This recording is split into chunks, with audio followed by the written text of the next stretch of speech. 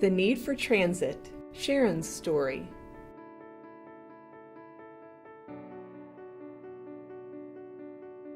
I'm a social worker. I went back to school in my 30s and got my master's in social work. I have MS and have brain damage because of that. I began to have times when I would suddenly not know where I was driving my own car, and that began to be really scary. So that was when I first began relying on public transportation. The need for transit. Linds' story.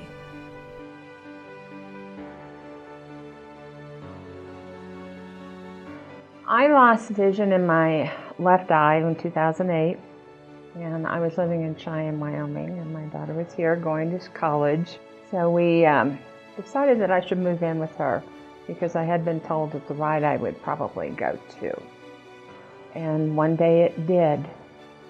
I never drove again, and we lived in an area no one serviced, so it was difficult to arrange for her, my daughter, to take me to doctor's appointments even. Because she worked, she was going to college, finishing up. And we decided that I should move down into the Springs, where I would have availability to public service. Well, let me tell you that year when I didn't have anything, I became almost like a hermit. And when I moved, it was wonderful. I loved being able to feel independent again. What life would be like without transit. Sharon's story.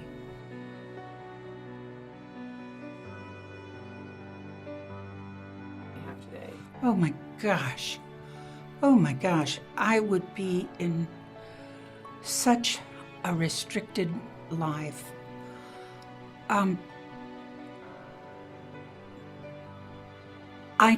I sit on the Board of Commissioners for the Colorado Springs Housing Authority.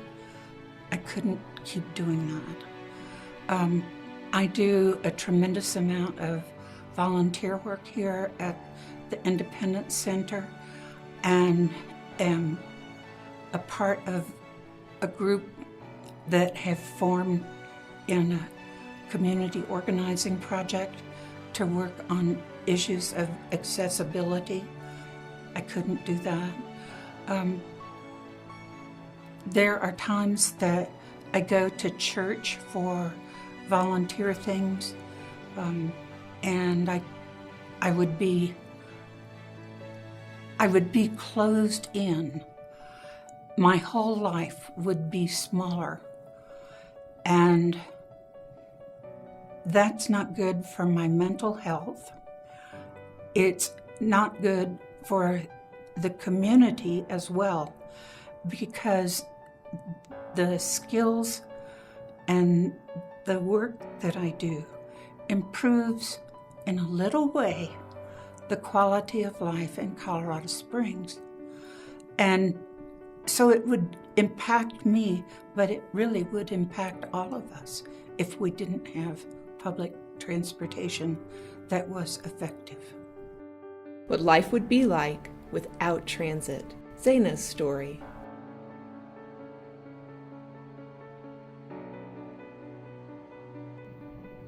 Yeah, if we did not have public transportation, I wouldn't be able to do anything really. I mean, I couldn't get to school. I couldn't get to doctor's appointments, to the grocery store. I mean, we all depend on it to just go anywhere, to live. I mean, you could sit at home, be a shut-in, and be at home.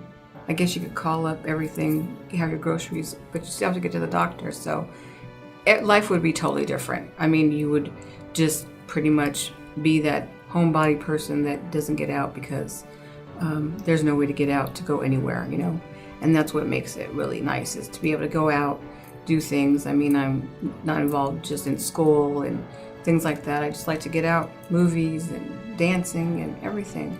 And with public transportation, it's nice. You can be a real person and you can get out. The need for transit. Mike's story.